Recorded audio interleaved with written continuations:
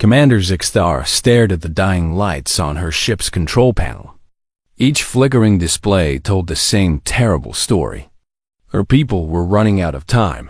The bridge around her buzzed with quiet activity. Her crew worked at their stations, but she could see the fear in their large, dark eyes. The Cathari had been running for 3 months now. 3 months since the Vorthan Empire had attacked their home world. 3 months since everything they knew had burned. "Commander," her tactical officer Render called softly. "The biohull is failing on Deck 7. We've lost another section." Zixthara closed her eyes for a moment. Their ships were living things, grown rather than built. When they were healthy, the biohulls could heal small damage on their own. But these ships had been hurt too badly and too often. Now they were slowly dying and taking her people with them. "How many ships have we lost today?" she asked. "2 more, Commander."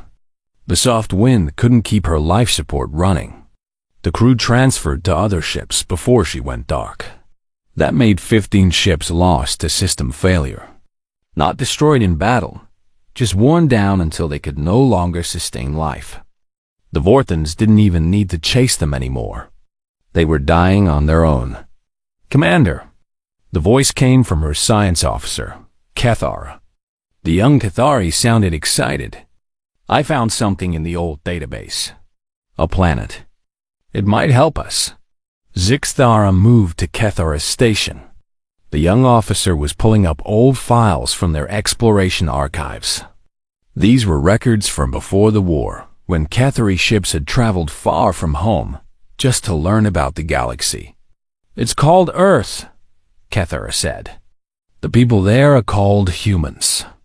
The survey was done 50 years ago. They're a young species, barely past their first nuclear weapons. What good does that do us?" Render asked from his station. "A primitive world can't help repair bioships." But Cathara was shaking her head. "Look at this, though." The survey team noted something strange. These humans survived something called a Cold War. They built enough nuclear weapons to destroy their own planet 10 times over. But they never used them. They pulled back from the edge somehow. Zixthara studied the data. The planet was small, blue and green, with large oceans. The humans had only recently started exploring their own solar system. Their technology was crude compared to galactic standards. But they were still alive, which was more than could be said for many species who had faced similar tests. "How far?" she asked. 6 days if we push the engines." "But Commander, half our ships might not make it. The biocores are too damaged." Zixthara looked around her bridge. Her crew was dying slowly. The young ones were getting sick from breathing recycled air that the failing biofilters couldn't clean properly. They had tried 17 different worlds in the past month. All empty. All unable to provide what they needed. "The Vorthans?" she asked. "Still following. Our scout ship reports they're 4 days behind us." 4 days. If they stopped at Earth, they would have maybe 2 days before the Vorthan fleet arrived. 2 days to somehow repair ships that needed weeks of work. It was hopeless, but what choice did they have? "Set course for Earth," she ordered. The journey took exactly 6 days. 3 more ships failed along the way. The crews were rescued, but now over 400 Cathari were crammed into ships meant for smaller numbers. The air was getting thin. The food production systems were failing faster than they could be repaired. When Earth's yellow sun appeared on their screens, Zixthara felt no relief. Only the weight of certain defeat. Even if the humans were friendly, how could such a primitive species help them? "Commander, we're being scanned," Render reported. "Multiple sources. They've detected us. Any weapons firing?" "No, but..." "Commander, I'm getting communication attempts. Lots of them. Different sources, different signals." Zixthara frowned. Usually when a species detected unknown ships, they either ran or prepared to fight. They didn't try to talk first, Put it through. The voice that came over the speakers was strange. Flat and quick, but somehow warm. Unknown vessels. This is Earth Defense Command. We're detecting hull damage and life support failures on several of your ships. Do you need assistance? Zixtara stared at the speaker. Do you need assistance? None. Who are you? Or state your intentions. The humans had looked at their damaged ships and offered help first. Cathara, are you getting this right? They're offering help? Yes, Commander. And there's more. I'm getting signals from all over their planet. They're mobilizing something, but not weapons. Ships, yes, but also medical teams? Engineering crews? Zixtara's hands trembled slightly as she opened a channel. Earth Defense Command. This is Commander Zixtara of the Cathari Refugee Fleet. Yes, we need assistance. Our ships are dying. Understood, Commander. I'm Admiral Chun. We're scrambling repair ships now. Can your vessels make it to the coordinates we're sending you? Coordinates appeared on their screens. The humans were directing them toward a series of structures orbiting their planet. They looked like industrial platforms built for working on ships. Admiral Chun, Zixtara said carefully, you should know that we are being pursued. A hostile fleet will arrive in approximately 2 days. We understand if you cannot. Commander, the human voice interrupted. Let us worry about that. Right now, your people need help, and that's what matters. We'll figure out the rest as we go. As the Cathari fleet limped toward the human orbital facilities, Zixtara watched dozens of human ships launch from the planet below. They were crude-looking vessels, all metal and sharp angles. But they moved with purpose and skill. Commander, Render said quietly, what kind of species offers help to strangers when those strangers bring danger with them? Zixtara watched the human ships forming up around her fleet, escorting them to safety. I don't know, Render. But maybe we're about to find out. The first human ships reached them an hour later. The communications were immediate and direct. Engineers asking about hull composition. Doctors requesting information about Cathari biology. Scientists excited about bioship technology, but focused on how to repair it, not steal it. As they approached the orbital platforms, Zixtara saw something that made her heart skip.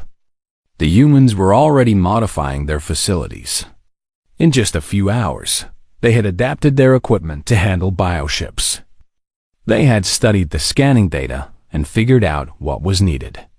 All ships, she broadcast to her fleet, prepare for docking. And remember, we came here as strangers seeking help. Let's see what these humans are really made of. Admiral Sarah Chun had been in charge of Earth's orbital defense for 8 years. In that time, she had planned for many things. Asteroid impacts, solar flares, even the possibility of hostile alien contact. But she had never planned for refugees. Admiral, the lead ship is requesting permission to dock at Platform 7, her communications officer reported. Granted. And Lieutenant Morrison? Make sure our medical teams are ready. Those life support readings don't look good.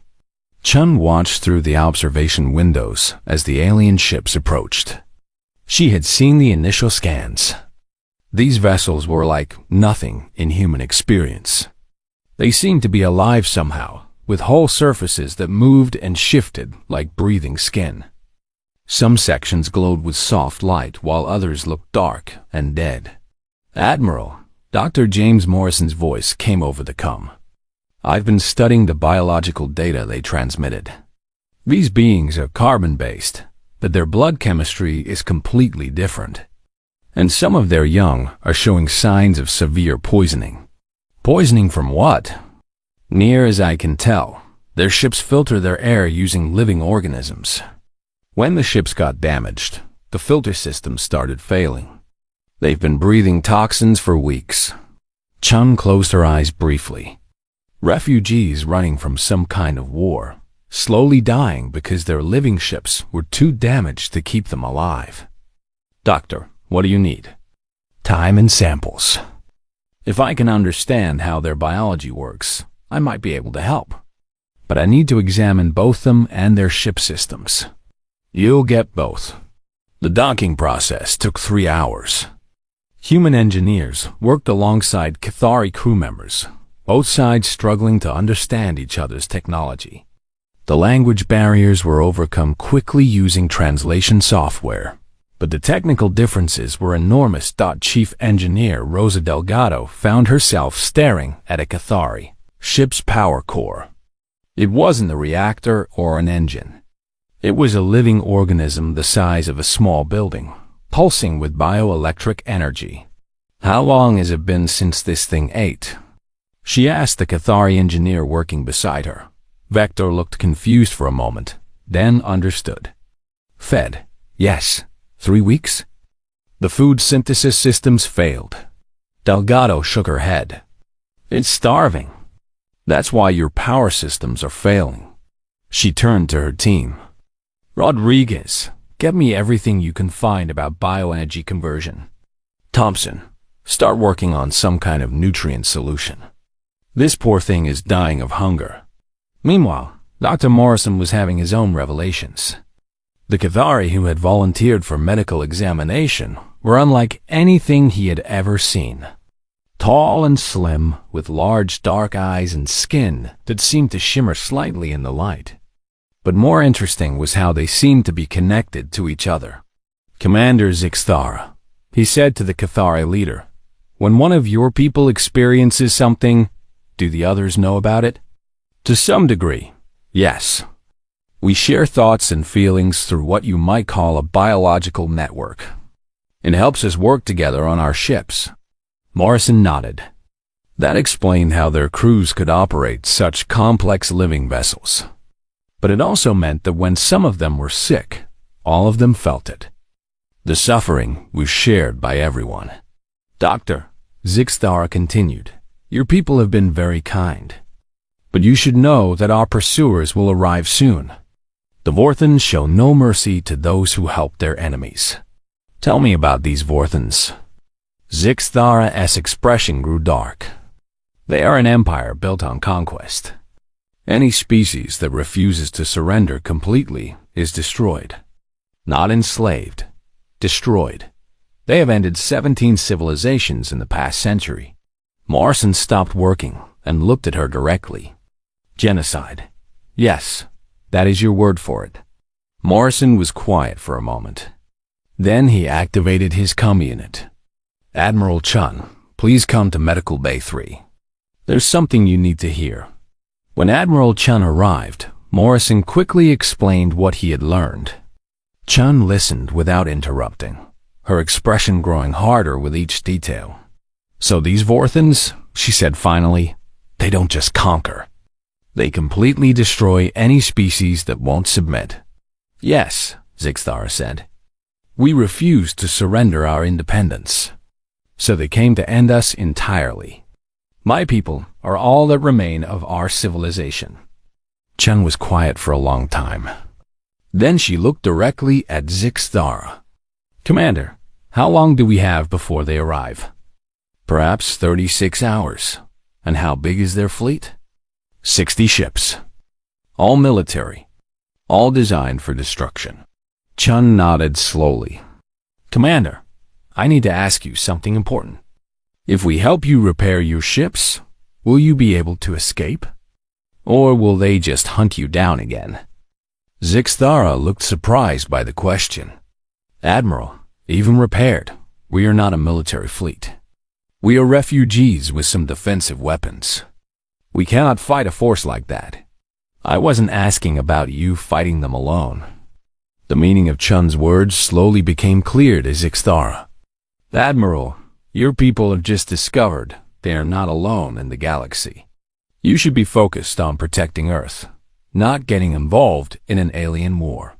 Chun smiled, but it was not a warm expression. Commander, you've just told me that somewhere out there is a group that thinks genocide is acceptable policy. That makes it our war too. Over the next 18 hours, something remarkable happened. The repair work continued, but it began to change into something else. Human engineers didn't just fix the bioships. They improved them.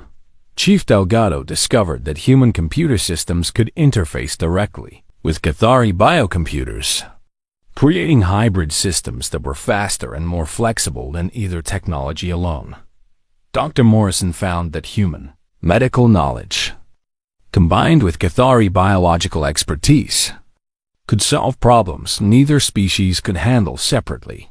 Most importantly, Admiral Chen began integrating human crews with Cathari ships. Volunteers lined up for the biomodification procedures that would let them work with the living vessels. When asked why they were willing to undergo dangerous alien medical procedures to help people they had just met, the answers were simple. Because it's right, said Lieutenant Torres. The first human to successfully link with a Cathari biocomputer. Because genocide is wrong, no matter who's doing it, said Engineer Park, as she learned to operate living ship systems. Because sometimes you have to stand up to bullies, said Medical Technician Williams. Working to save Cathari children, she couldn't even pronounce the names of Dodd as the deadline approached. Chung called Zixthara to the main observation deck. Below them, the Cathari fleet was almost unrecognizable. The ships still looked alive, but now they also gleamed with new armor plating. Human weapon systems had been integrated with Cathari biodefenses. Hybrid crews were running practice drills that amazed both species with their efficiency. Commander, Chun said, your people came here as refugees looking for basic repairs. Yes, well, you're not refugees anymore. As of now, you're allies. And those ships down there? They're not just repaired. They're ready for war. Zixthara stared at the transformed fleet. Admiral, what have your people done? Chen's expression was grim but determined. What we always do when someone tries to commit genocide, Commander. We stopped them. The sensor alarms began to sound. The Vorthan fleet had arrived. The transformation had taken 36 hours. Chief Engineer Rosa Delgado had not slept for a single minute of that time. She stood in the biocore chamber of the Cathari flagship, watching something that should have been impossible. Human neural interfaces were directly connected to the ship's living computer system. The massive organic brain that controlled the vessel was now working in partnership with human artificial intelligence. Talk to me. Lieutenant Torres, she said into her comm. It's incredible. Chief, came the response from the bridge. I can feel the ship's thoughts. But it's more than that. The AI is learning from the biocomputer, and the biocomputer is learning from the AI. They're making each other smarter. Delgado nodded. When they had first tried to integrate human technology with Cathari biosystems, everyone expected problems. The two approaches to space travel were completely different. Humans built machines to serve them. Cathari grew partners to work with them, but somehow, the combination worked better than either system alone. Chief, called Engineer Park from across the chamber. You need to see this. Delgado moved to Park Station, where the young engineer was monitoring the ship's repair systems. The biohull was not just healing itself anymore. It was actually improving, growing stronger and more flexible than before. How is that possible? The human nano-repair systems are teaching the biohull new patterns, Park explained. It's learning to incorporate metallic structures without losing its living properties. Look at this section here. On the screen, Delgado could see hull sections that gleamed like metal but moved and flexed like living tissue. The ship was becoming something new. Not fully biological like original Cathari vessels. Not purely mechanical like human ships. Something in between that seemed to have the advantages of both. Across the orbital platform, Dr. Morrison was making his own discoveries. The medical bay was full of both humans and Cathari. working together to solve problems neither species could have handled alone. "Doctor," said medical technician Williams, "the biomodification procedure on Ensign Jackson was successful. He's now able to interface directly with Cathari life support systems." Morrison checked the readings. Jackson, a young human volunteer, was lying unconscious while alien biological systems integrated with his nervous system. It was incredibly dangerous. They had no idea what the long-term effects might be. But Jackson had volunteered anyway. Why? Morrison had asked him before the procedure. "Because those kids are dying," Jackson had said simply. "And this might save them." Now Jackson would be able to monitor and repair Cathari life support systems from the inside. His human intuition, combined with Cathari biological knowledge, would make him uniquely qualified to keep hybrid crews alive. "Dr. Morrison," said Kethera, the young Cathari scientist, "I have been studying human medical techniques. Your approach to emergency surgery is very different from ours." "How so?" "We focus on working with the body's natural healing. You focus on fixing what is broken, even if it means forcing the body to accept changes. Both approaches have advantages." Morrison smiled. "Want to try combining them?"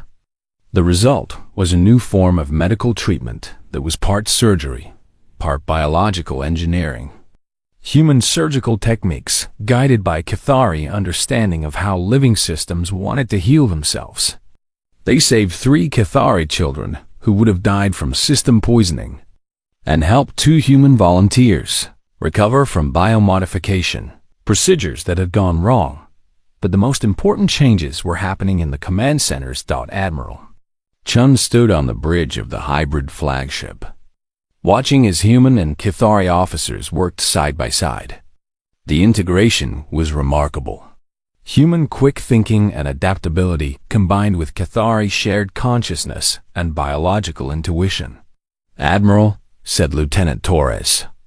His eyes closed as he interfaced with the ship's biocomputer. "I'm getting tactical data from all ships in the fleet.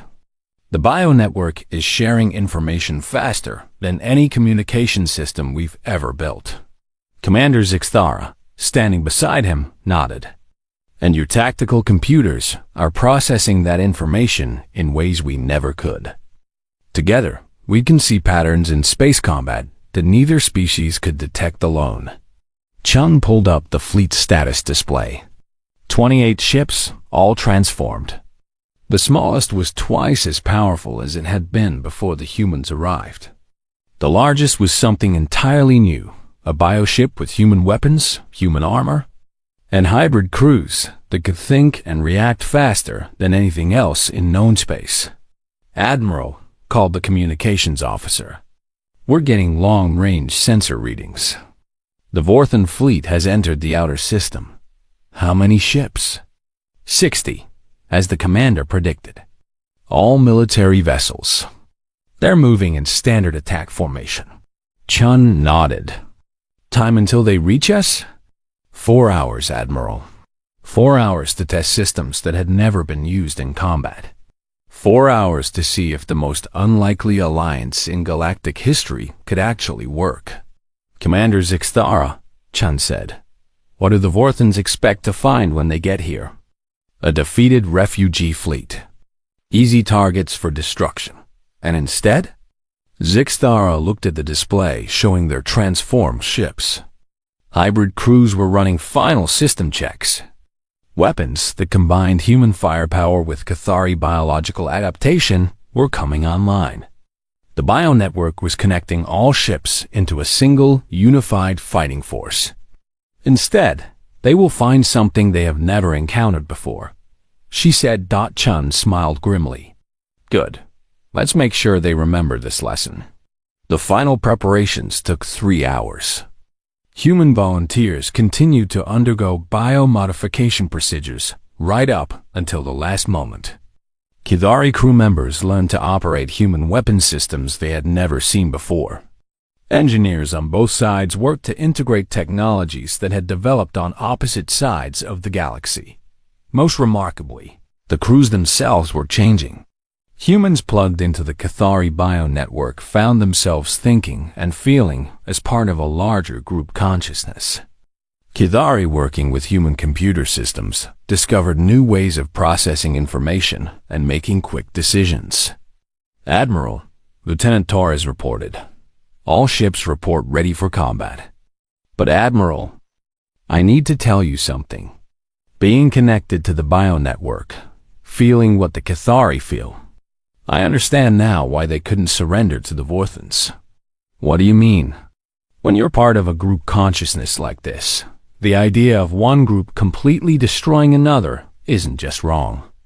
It's impossible to even think about. For the Cathari, genocide isn't just evil. It's literally unthinkable." Chun understood. The Cathari hadn't refused to surrender because they were stubborn. They had refused because their entire way of thinking made the Vorthan demands impossible to accept. "And that's why they need our help," she said. "No, Admiral," Torres said, opening his eyes and looking directly at her. "That's why we need to help them. Because if we don't stop the Vorthans here, they'll keep destroying species until they find one that can't be destroyed. And that might be us." The sensor alarms began to sound again. The Vorthan fleet was approaching the inner system. "All ships," Chun broadcast on the combined human-Cathari network. "This is Admiral Chun. Today we fight not just for Earth or for the Cathari. We fight for the idea that different species can work together instead of destroying each other.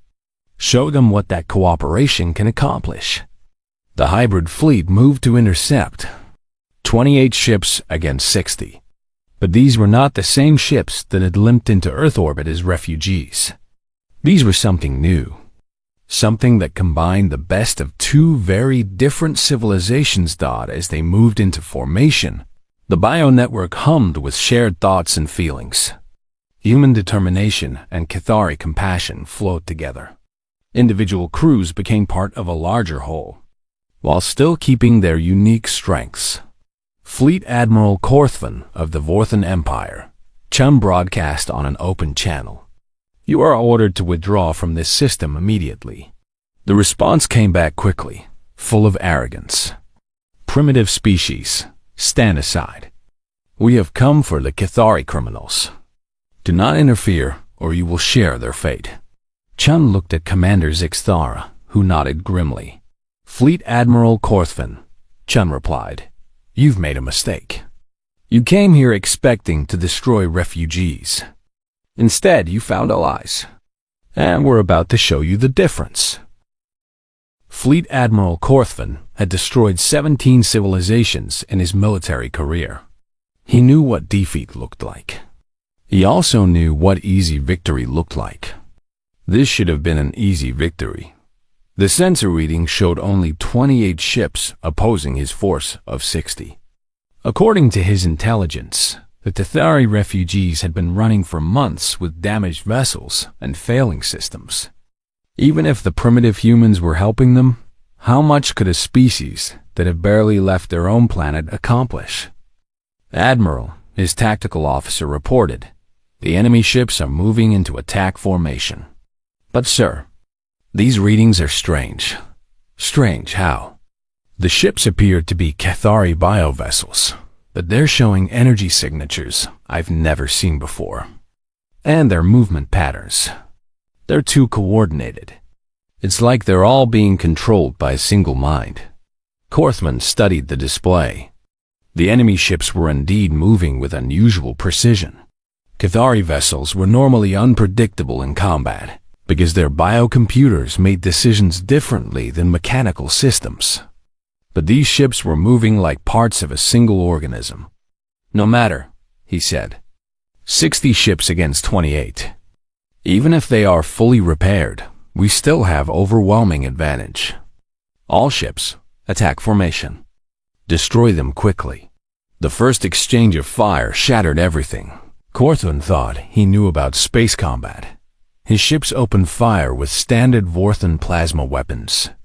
The beams should have overwhelmed any Cathari bioshields within seconds. Instead, The enemy shields seemed to adapt in real time. Where the first shots had been absorbed with difficulty, the second and third shots were turned away easily. "What is happening?" he demanded. "Sir, their shields are learning from our weapons. Each shot makes them stronger against that type of energy." On the hybrid flagship, Lieutenant Torres felt the battle through the bionetwork like a living thing. Every shot fired, every shield impact, every tactical decision flowed through the shared consciousness that connected all the allied ships. "They're using standard plasma weapons," he reported to Admiral Chun. "The bioshields are adapting quickly. Weapon status? All human weapon systems ready. But Admiral, the bionetwork is suggesting something. Instead of firing all at once, it wants to use a pattern attack." Chun frowned. "Explain." Commander Zixthora answered. "In the bionetwork, individual thoughts combine to create something larger. The ships want to do the same thing with weapons fire. Not just attacking as individual vessels, but creating a pattern that's more than the sum of its parts. Do it." The hybrid fleet's response was unlike anything ever seen in galactic warfare. Instead of each ship firing independently, the 28 vessels fired in a complex, interwoven pattern. Human weapons and Kithari bioweapons combined in ways that amplified each other's effects. Where a human laser beam struck a Vorthan shield, Kithari bioenergy followed, using the laser's frequency as a guide to penetrate the shield completely. Where Kithari bioweapons weakened enemy armor, human kinetic weapons hit with devastating precision. "Sir," the Vorthan tactical officer called out in panic. "We've lost 3 ships." "And sir, the enemy weapons are adapting too. Each time they fire, they're learning how to hurt us better." Korthvan watched in disbelief as his overwhelming force began to crumble. The enemy ships moved like they were dancing, each one protecting the others while striking with impossible coordination. When his ships tried to focus fire on single targets, the other enemy vessels would instantly adjust their positions to intercept the attacks. "How are they doing this?" he demanded. "Sir, it appears their crews are sharing information instantly across all ships. They're fighting like a single organism with 28 bodies. But the real shock came when the enemy ships began to repair themselves during combat." Chief Engineer Delgado watched through the bionetwork as Vorthan fire damaged one of their vessels. Immediately, the other ships in the formation adjusted their positions to protect the damaged vessel while its biohull began healing itself. "Torres," she called, "can the bionetwork speed up the healing process?"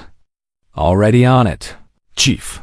I'm redirecting power from our weapons to boost the healing beam we're sending to the damaged ship." Within minutes, the damaged vessel was back at full strength and rejoining the attack. The Vorthans had never seen anything like it. Ships that should have been destroyed were healing and returning to battle. "Admiral Korthvan," came a transmission from one of his ship commanders. "We need to withdraw. These ships, they don't fight like anything we've ever encountered. When we damage them, they heal. When we adapt our weapons, they adapt faster. And that coordination, it's impossible." Korthvan looked at his tactical display. He had started with 60 ships. Now he had 43. The enemy still had all 28 of their vessels, several of which had been damaged and repaired multiple times. "All ships, fall back to long-range formation," he ordered. "Use heavy weapons. Destroy them before they can adapt." The Vorthan fleet pulled back and began firing their most powerful weapons. Planet-killing energy beams that could crack continents lanced out toward the hybrid fleet. But the bionetwork had been learning throughout the entire battle. "Admiral," Lieutenant Torres said, his voice filled with awe, "the network knows what they're going to do. It can feel the energy building in their weapons before they fire. Evasive maneuvers?" "Better than that, Admiral." The network wants to turn their own weapons against them. What happened next would be studied by military strategists for generations. The hybrid fleet didn't try to dodge the massive energy beams. Instead, they used their bioshields to absorb and redirect the energy. Cathari biotechnology had always been able to convert energy from one form to another. Human computer systems could calculate trajectories and targeting solutions with incredible precision. Combined, they turned the Vorthons' planet-killing weapons into a weapon against the Vorthons themselves. The energy beams struck the hybrid fleet's bioshields and were absorbed, converted, and redirected back at the Vorthon ships with devastating effect. 3 Vorthon vessels were destroyed instantly by their own weapons. "Impossible!" Korthvan shouted. "Fall back. All ships, full retreat." But it was too late. The hybrid fleet had learned everything they needed to know about Vorthon weapons and tactics. They pursued the fleeing ships with deadly efficiency. Dr. Morrison, monitoring the bio-network from the medical bay, was amazed by what he was witnessing. "The network isn't just sharing tactical information," he reported to Admiral Chun. "It's sharing emotions. Every human crew member can feel the Cathari's determination to protect their young. Every Cathari can feel the human anger at genocide. It's making them fight as one people instead of 2 species." The battle lasted 4 more hours, but the outcome was never in doubt after those first exchanges. The Vorthons had brought a massive fleet to destroy helpless refugees. Instead, they found themselves fighting an enemy that learned from every attack, healed from every wound, and fought with a unity they couldn't understand.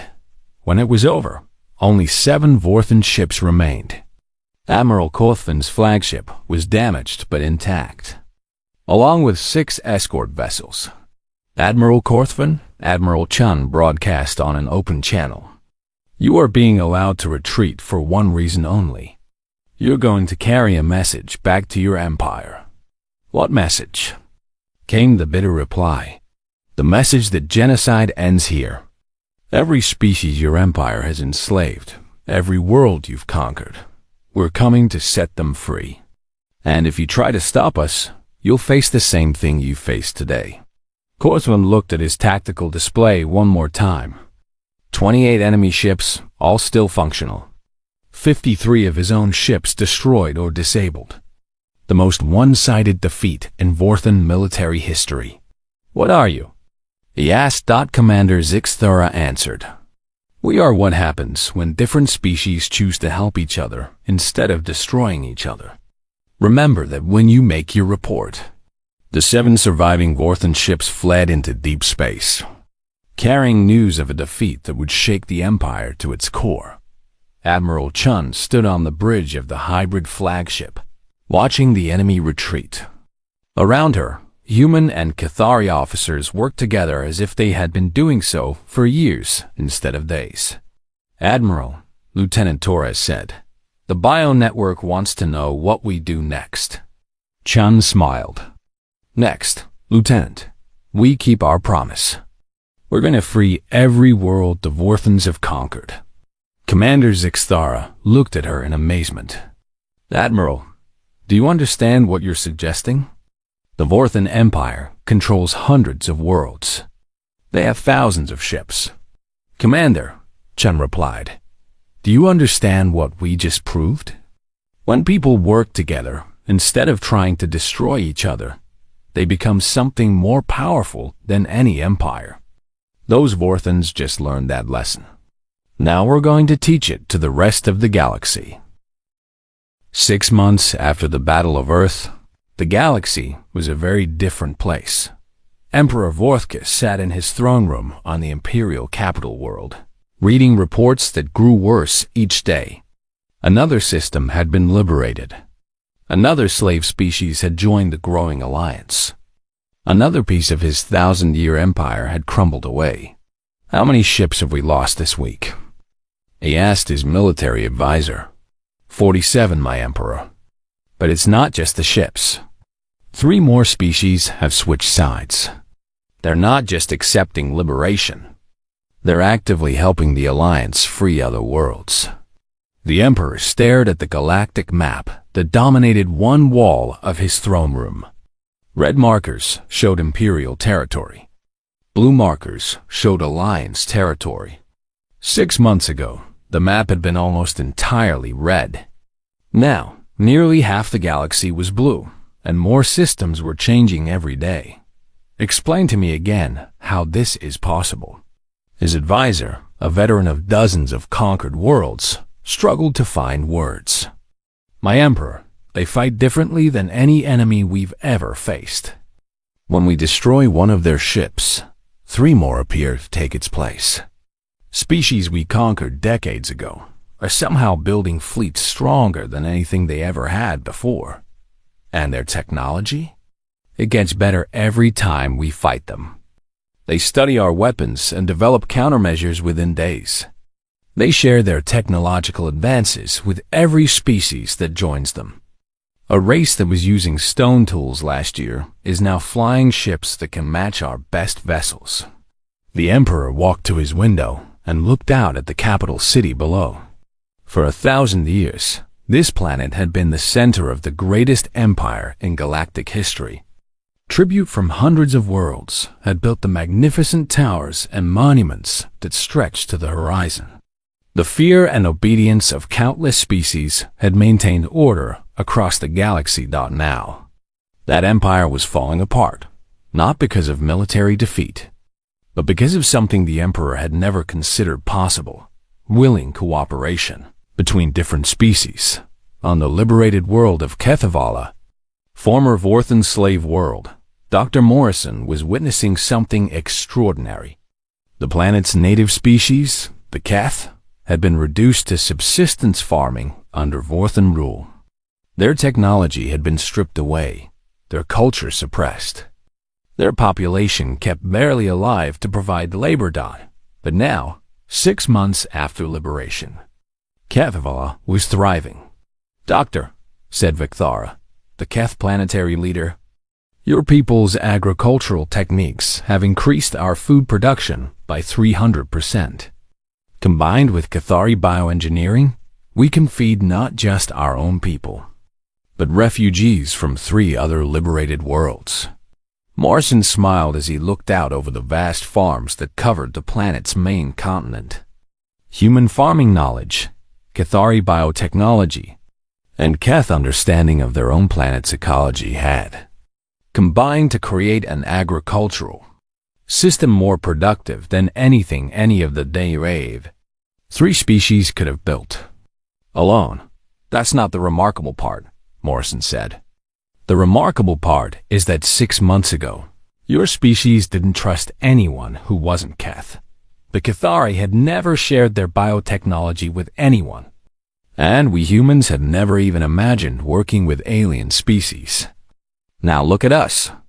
Indeed, the farms below were tended by mixed crews of humans, Cathari, and Keth working together as if they had been doing so for generations.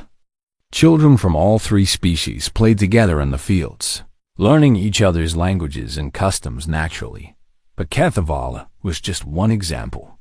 Similar transformations were happening throughout Alliance space on the Korath homeworld. Human engineering had combined with Korath mineral expertise to build space elevators that could lift entire cities into orbit. The Korath, who had been miners and diggers under Vorthan rule, were now building some of the most advanced space construction projects in the galaxy. On Tith Prime, Cathari biotechnology had helped the insectoid Tith develop new forms of hive mind communication that could coordinate entire planetary populations. The Tith, in return, had shared their understanding of swarm tactics, creating new forms of space combat that made Alliance fleets incredibly difficult to defeat. Admiral Chum stood on the bridge of the Alliance flagship, reviewing the latest reports from across liberated space. The ship itself was a marvel that represented everything the Alliance had become, built using technologies from 15 different species, crewed by representatives of dozens of worlds, and powered by energy systems that no single species could have imagined. "Admiral," reported Lieutenant Torres, now wearing the insignia of the Alliance Navigation Corps, "we're receiving surrender offers from 3 more Vorthan systems. They want to join the Alliance rather than fight." "Standard terms?" "Yes, Admiral. Complete autonomy for local species, shared technology exchanges, and protection from Imperial retaliation." Chun nodded. The Alliance had learned early that conquest and forced conversion were Vorthan methods. Their approach was different. Every world that joined did so voluntarily, and every species maintained its independence while contributing to the larger whole. And the Emperor's response to our latest message? Still no reply to the peace offer, Admiral. Chen wasn't surprised. They had been sending peace proposals to the Vorthan Emperor for 3 months now.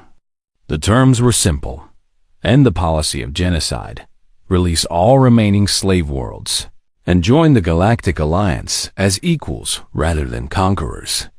In return, the Empire would be allowed to keep its core worlds and maintain its independence. So far, the Emperor had refused to even respond. Commander Zixthara, now serving as Alliance liaison to liberated Cathari colonies, joined Chun on the bridge. "Admiral, we've received word from the Cathari survivors scattered throughout Imperial space. They're requesting permission to join the liberation fleets." "How many?" "Nearly 1 million individuals on 17 different worlds. The Emperor has been holding them as hostages, but they're willing to fight their way out if we can provide support." Chun considered this. 1 million Cathari would significantly strengthen the Alliance's bioship capabilities, but it would also mean direct assault on heavily defended Imperial worlds. What does the bio-network think? Zixthara closed her eyes briefly, consulting the vast shared consciousness that now connected Cathari across the galaxy. "The network believes the time has come for final action. The Emperor will never accept peace terms. He would rather destroy everything than admit that cooperation is stronger than conquest." "And the other Alliance species?" "The Korath vote for war. The Tith vote for war. Even the peaceful Velans believe that sometimes force is necessary to stop greater violence. The newer species are following the lead of their liberators." Chun looked out at the star field beyond the ship's windows. Somewhere out there, the Vorthan Emperor was making his own decisions about the future of the galaxy. She suspected those decisions would force the Alliance's hand. The answer came 3 days later. "Admiral," Torres called out urgently, "we're getting emergency transmissions from the health system.